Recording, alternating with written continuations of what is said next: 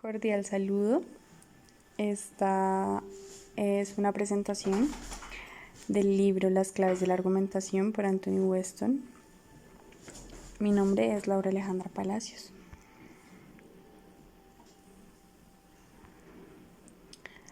Bueno, antes de entrar en el primer apartado, que se denomina la composición de un argumento corto, creo que es importante mencionar que el autor antes de esto hace como una breve introducción hablándonos de la importancia de argumentar y por qué argumentar.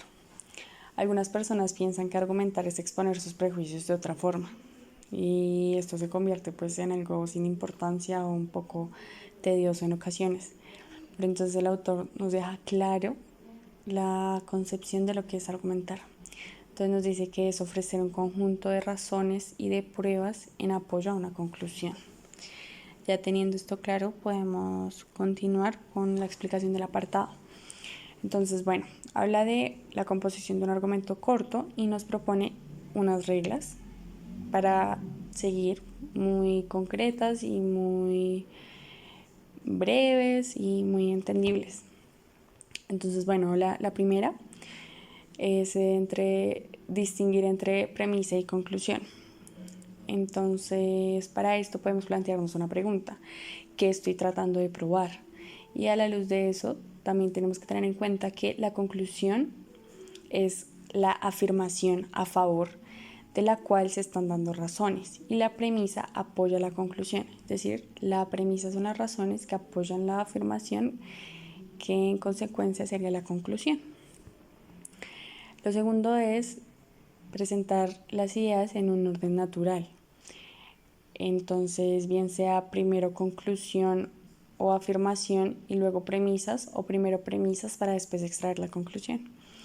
Ya es decisión personal cómo empezar, pero siempre con un orden establecido.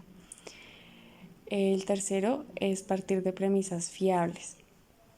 Entonces, para esto se puede hacer lo siguiente: hacer en modo de pregunta las premisas hasta que encuentre la forma de que se entienda verdadera, ya que si la premisa es débil, la conclusión también lo será.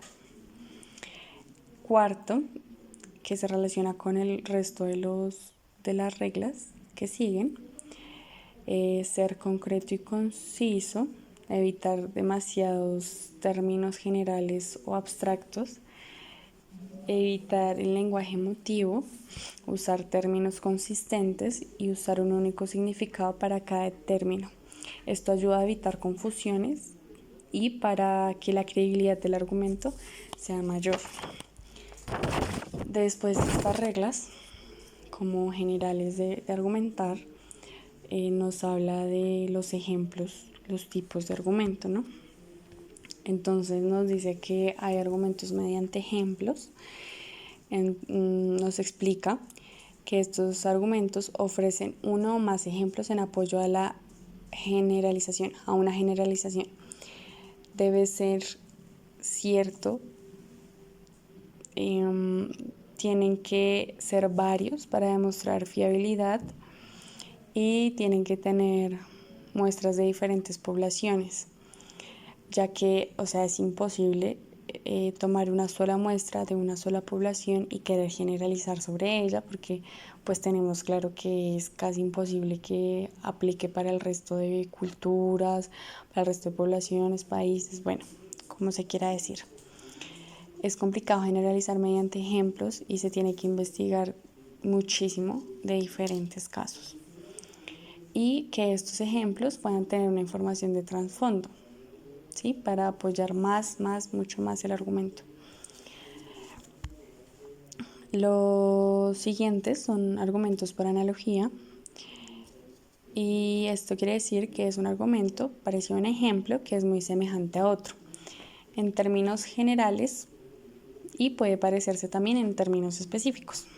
No tienen que ser exactamente iguales, pero sí tienen que parecerse de una manera relevante para poder llegar a decir que hay una verdad, ya que estos ejemplos son muy parecidos en varias cosas. Los siguientes son argumentos de autoridad. Eso quiere decir que el argumento está basado en otras... no voy a pasar la pesita. El argumento está basado en otras personas, organizaciones u obras de referencia más documentadas. Entonces, una forma de explicarlo podría ser que si X, que es una fuente que debe saberlo, dice que Y, por lo tanto, Y es cierto. Entonces, para que esto se logre, las fuentes deben ser cualificadas, deben estar muy bien informadas, deben ser imparciales y no incurrir en juicios de valor. Hay que tener en cuenta también que no solo podemos consultar una fuente documentada, tenemos que tener como el contraste de muchas otras fuentes que a la larga digan lo mismo. Obviamente estas fuentes deben tener las mismas características de la anterior. Los siguientes son los argumentos acerca de las causas, que para mí es como lo más difícil de entender. Entonces, pues una forma fácil de decirlo sería como son causas y efectos. De eso se trata. ¿Qué causa qué? Los efectos positivos que deseamos potenciar y los efectos negativos que queremos evitar. Entonces podríamos buscar causas nada más por el simple hecho de querer comprender mejor el mundo. También podemos decir que los argumentos acerca de las causas pueden ser una correlación entre acontecimientos. Y aquí, pues para hacerlo entender un poco, voy a traer a colación un ejemplo que pone el autor. Entonces, nos habla de que como las personas que tienen mente abierta son personas cultas, que ven noticias, que leen, hacen uso de la literatura, y por el contrario, las personas que no son de mente abierta simplemente no son muy cultas. Entonces esto lo hace a partir de que dice que si le pregunta a sus amigos, esto sería lo que sucedería. Ya deja claro que hay una causa y una consecuencia. La causa es que son cultos y la consecuencia es que son de mente abierta. Y lo mismo en el otro ejemplo. También hay que tener en cuenta que estas correlaciones tienen que tener sentido. La causa le tiene que dar sentido al efecto. Y la causa siempre tenemos que tener en cuenta que tiene que ser la más probable. Los siguientes son argumentos deductivos que se pueden entender que, digamos, un argumento deductivo formulado correctamente, si sus premisas son ciertas, la conclusión también lo será.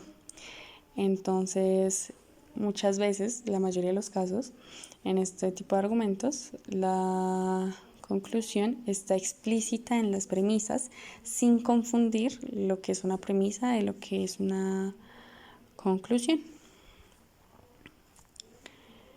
Y ya como a modo de cierre, nos dice como todo esto que les acabo de decir radica su importancia en la composición de un ensayo. Entonces nos lo pone como en 3 ejes fundamentales, que son A, explorar la cuestión. Entonces tenemos que buscar muchos argumentos sobre todos los aspectos que nos están interesando, cuestionar y a la misma vez defender las premisas de cada argumento para apoyar mejor la conclusión. B, después de evaluar y revisar los conceptos tal y como aparecen, lo siguiente es los puntos principales de un ensayo. Entonces de aquí sale, él dice que lo importante es realizar un esquema de organización para trabajar, ¿no? Entonces uno, en el esquema, debe ser explicar el problema y plantear de ahí una pregunta que se quiera responder. 2 sería explicar el problema formulando una pregunta o afirmación definitiva. El tercero sería desarrollar argumentos uno a uno, los argumentos que ya buscamos en el paso anterior. Cuarto, examinar las objeciones. Entonces se tiene que tener en cuenta que cualquier lector podría hacer preguntas escépticas. Entonces hay que tenerlas en cuenta y hacer argumentos para poder contrarrestarlas. Y quinto, examinar las alternativas para la resolución del problema y dejar claro que la que estamos planteando es la más plausible bajo las circunstancias dadas. C, paso final, escribir el ensayo. Entonces, 1 sería seguir el esquema que hicimos en el paso anterior. 2, formular una introducción, un contexto breve sobre lo que vamos a hablar. Y aquí también pues me parece importante que se puede justificar por qué estamos ahondando en este tema, en esta problemática.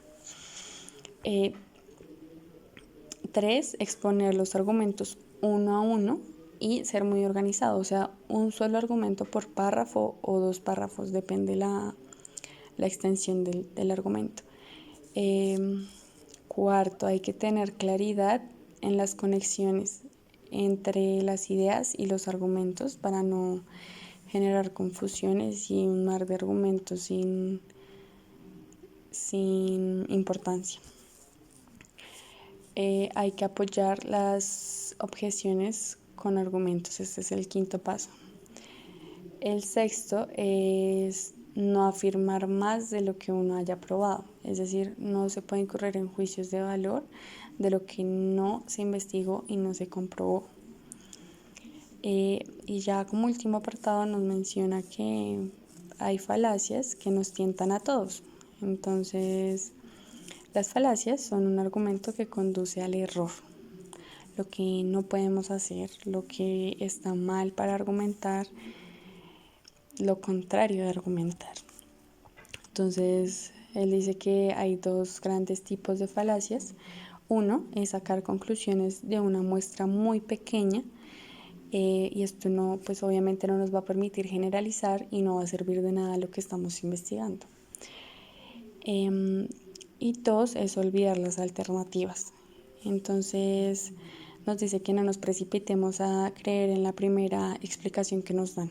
Siempre hay muchas y tenemos que hacer más bien un paneo sobre todas ellas para llegar a la conclusión real. Muchas gracias por su atención y espero que sea de gran ayuda el video.